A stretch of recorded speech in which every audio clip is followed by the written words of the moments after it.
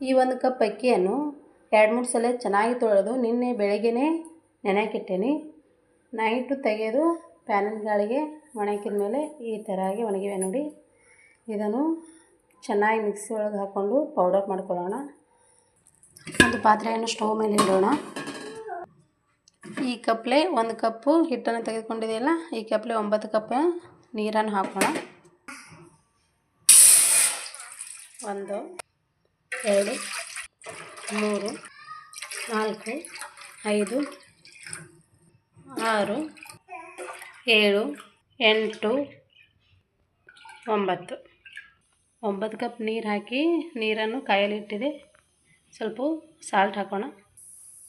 ಈ ಅಕ್ಕಿ ಹಪ್ಪಳಕ್ಕೆ ಕಪ್ ಎಳ್ಳು ಹಾಕೋಬಹುದು, ಚೆನ್ನಾಗಿ ಕಾಣ್ತಾವೆ ಹಪ್ಪಳದ ಒಳಗೆ. ನಾನು ಕಪ್ ಎಳ್ಳು ಹಾಕ್ತಾಯಿಲ್ಲ, ಈ ಬಿಳಿ ಎಳ್ಳು ಹಾಕ್ತಾಯಿದ್ದೀನಿ. ನೀರು ನೋಡಿ ಸರಿಯಾಗಿ ಕಾಯ್ತಾ ಇದ್ದೇವೆ. ಇವಾಗ ಹಿಟ್ಟು ಹಾಕೊಂಡ್ಬಿಡೋಣ. ಇಲ್ಲಿಕಂದು ಪೂರ್ತಿ ಕುದೀತಾ ಇದ್ದಾಗ ಹಾಕಿದ್ರೆ ಗಂಟಾಗೋ ಸಾಧ್ಯತೆ ಇರುತ್ತೆ. ಇದು ಹಾಗೆ ತಿರುತ್ತಾ ಇರಬೇಕು.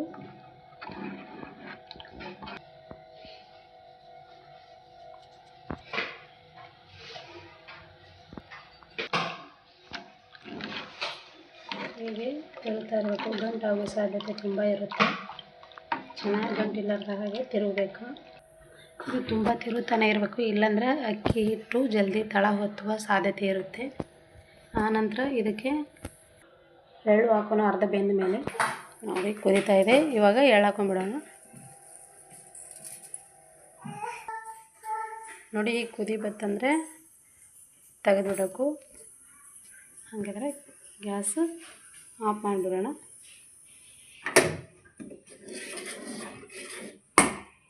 ಇದ್ರ ಮೇಲೆ ಮುಚ್ಚಿ ಒಮ್ಗೊಯ್ಲು ಬಿಡೋಣ 2 ನಿಮಿಷವರೆಗೆ.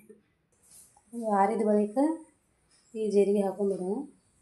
ಇವಾಗ ಬಿಸಿ ಇರುವಾಗ ಹಾಕೊಂಡ್ರೆ ಕಲರ್ ಬಿಡುವ ಸಾಧ್ಯತೆ ಇರುತ್ತೆ. ಅದಕ್ಕೆ ಆರಿದ ಬಳಿಕ ಹಾಕೊಳ್ಳೋಣ. ಇವಾಗ ಒಮ್ಗೊಯ್ದಿದೆಲ್ಲ ಇವಾಗ ಹಾಕೊಂಡ್ಬಿಡೋಣ. ನೋಡಿ ಮನೆಯಲ್ಲಿ ಚೂರೇ ಚೂರು ಸೋಡಾ ಹಾಕೊಂಡ್ಬಿಡೋಣ. ಇನ್ನು ಹಪ್ಪಳ ಹಾಕ್ಕೊಳ್ಳೋಕೆ ರೆಡಿ ಮಾಡೋಣ.